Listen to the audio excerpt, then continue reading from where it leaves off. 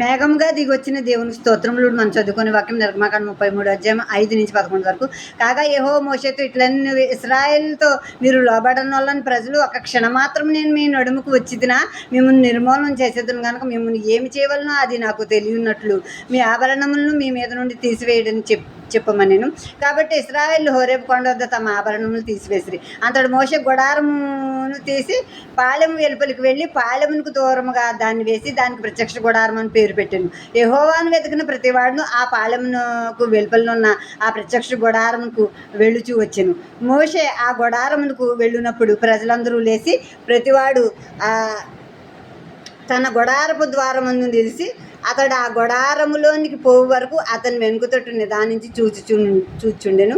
మోషే ఆ గుడారంలోనికి పోయినప్పుడు మేఘస్తంభం దిగి ఆ గుడారపు ద్వారముందు నిలువగా యెహోవా మోషేతో మాట్లాడుచుండెను. ప్రజలందరూ ఆ మేఘస్తంభము ఆ గుడారపు ద్వారమున నిలుచుట చూసి లేచి ప్రతివాడును తన తన గుడారపు ద్వారమందు నమస్కారం చేయుచుండిరి. మనుషుడు తన స్నేహితునితో మాట్లాడినట్లు యెహోవా మోషేతో ముఖాముఖిగా మాట్లాడుచుండెను. తరువాత అతడు పాలెములోనికి తిరిగి వచ్చిచుండెను. అతని పరిచారకుడు నూను కుమారుడైన యెహోషువను యవనస్తుడు గుడారములో నుండి వెలుపలికి రాలేదు. దేవుడు అంటున్నారు, వీళ్ళని తీసుకెళ్ళిపో, నేను మీతో కూడా వస్తే వీళ్ళు మళ్ళీ నన్ను విసిగించారంటే నేను సంహరించేస్తాను వీళ్ళని, ఇంకా నేను సహించలేను ఇంక వీళ్ళని అని దేవుడు చెప్తున్నారు. లోబడని వాళ్ళని ప్రజలు అని చెప్పినప్పుడు అక్కడ వీళ్ళందరూ నగలు తీసారు. ఆ దుర్వార్త విన్నప్పుడు వాళ్ళకి చాలా దుఃఖం కలిగింది. ఆ దేవుడు ఆ మాట అన్నప్పుడు వాళ్ళ నగలు తీసేసి దుఃఖిస్తున్నారు. ఇప్పుడు మోషే ఈ గుడారం, దేవుని గుడారం కూడా మనుషులు వాళ్ళందరూ ఇశ్రాయేలు ప్రజలు వేసుకున్న గుడారాల మధ్యలోనే ఉండేది.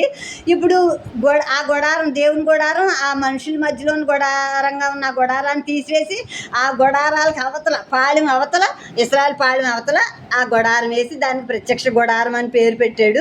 అంటే దేవుడు మనుషుల మధ్య ఉంటాక ఇష్టపడ్డారు. కానీ ఇప్పుడు ఈ మనుషులు దేవునికి దూరం అవడం, దేవునికి ఇష్టం లేని పనులు చేయడానికి చేసినప్పుడు అప్పుడు దేవుడికి ఇష్టం అనిపించలేదు. ఇంకా మనుషుల మధ్య ఉండటానికి దేవుడికి ఇష్టం అనిపించగా ఇక దూరంగా, అంటే దేవుడు కావాలన్న వాడే దేవుడి దగ్గరికి వెళ్ళాలి. ఇప్పుడు దేవుడు వాళ్ళ మధ్యలోకి వచ్చారు, వాళ్ళు తృణీకరించుకున్నారు. ఇప్పుడు దేవుడు కావాలనుకున్న వాడే వెళ్ళేలాగా దూరంగా ఆ ప్రత్యక్ష గుడారం వేయబడింది. ఆ గుడారంలోకి మోషే వెళ్ళినప్పుడు ప్రజలందరూ వాళ్ళ గుడారాల వాకిలి నుంచి చూస్తూ ఉండేవారు.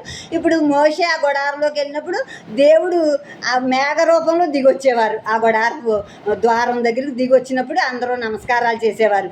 ఒక స్నేహితుడితో ఇంకో స్నేహితుడు మాట్లాడినట్లే దేవుడు మోషేతో ముఖాముఖిగా మాట్లాడుతూ ఉండేవారు అన్నమాట. ఇప్పుడు యవనస్తుడైన యెహోషువ మాత్రం ఆ గుడారపు లోపల నుంచి బయటికి రాలేదు ఆ సమయంలో.